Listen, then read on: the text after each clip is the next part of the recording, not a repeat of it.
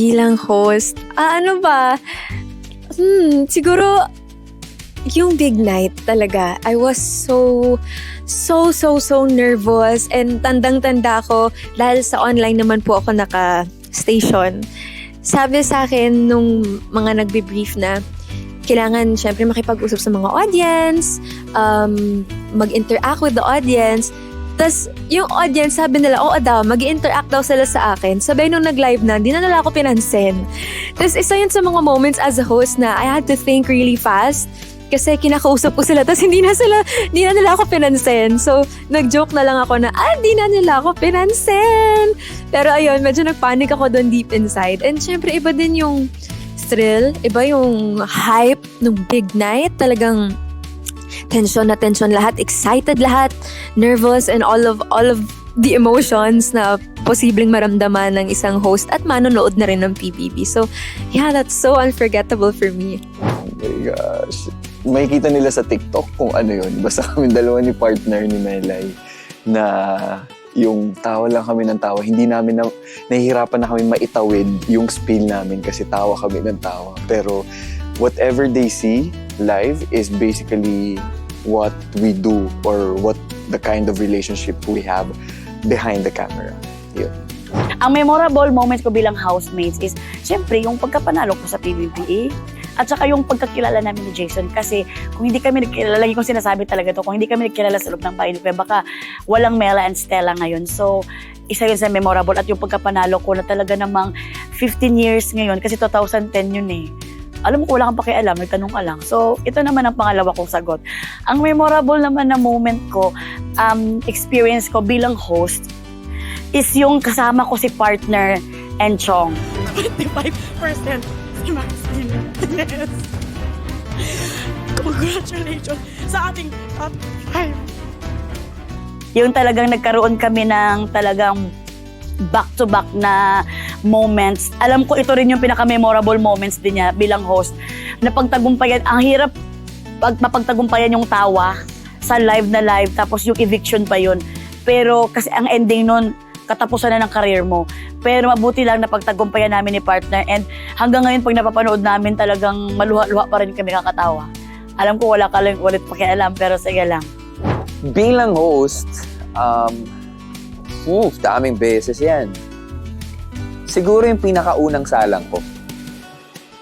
Natatandaan ko pa noon, kasama pa noon sila Ate Bianca and si Ate Tony.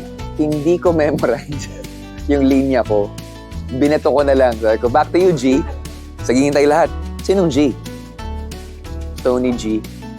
After that, siyempre, daming galit sa akin sila Direk Loren.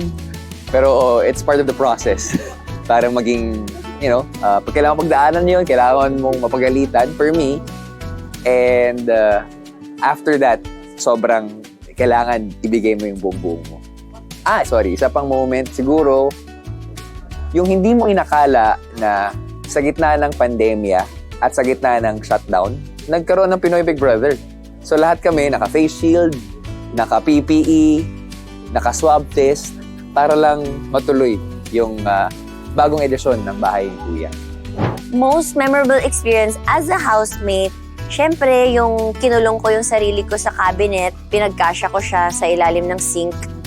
Nung pinanood ko yun, ba't ko siya ginawa? Tsaka nag-electric pan ako. Actually, madami akong ginawa sa PBB house. Kumanta akong Chinese, so nirepresent ko talaga Chinese community and proud sa akin yung papa ko, lola ko.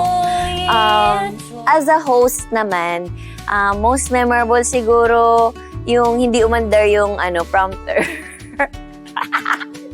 Yung hindi umandar yung prompter, tapos na-stun kami lahat. Doon talaga namin nasukat na Ate B talaga is the key to success. Kahit walang prompter, kabisado ni Ate B lahat.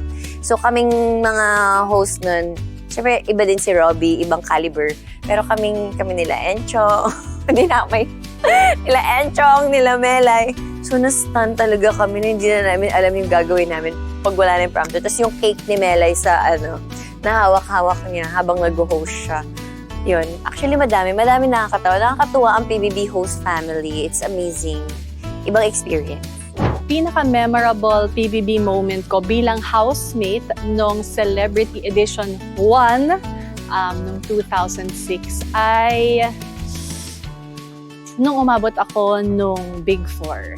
Ako, alalang-alala ko yung feeling na na-evict na yung last evictee, tapos pinaapa kami ni Kuya dun sa Star, 4 kaming Star, and yun yung parang favorite moment ko kasi pagpasok ko, ayoko naman talaga maging housemate, pero napagtagumpayan ko and I was able to stay till the end. So, core memory yon para sa akin. Bilang host naman, sobrang dami. Sobra. Kasi I think sa lahat ng mga host na meron ngayon sa pamilya ni Kuya, ako yung pinakamaraming faces na napagdaanan sa mga pagpapalit ng mga eras sa buhay ni Kuya. So I think ang pinaka-paborito kong moment bilang host ni Kuya ay ang maging pamilya, hindi lang mga host na nakikita niyo sa screen, pero lahat ng nagtatrabaho behind the scenes para kay Kuya. Pamilya talaga kami.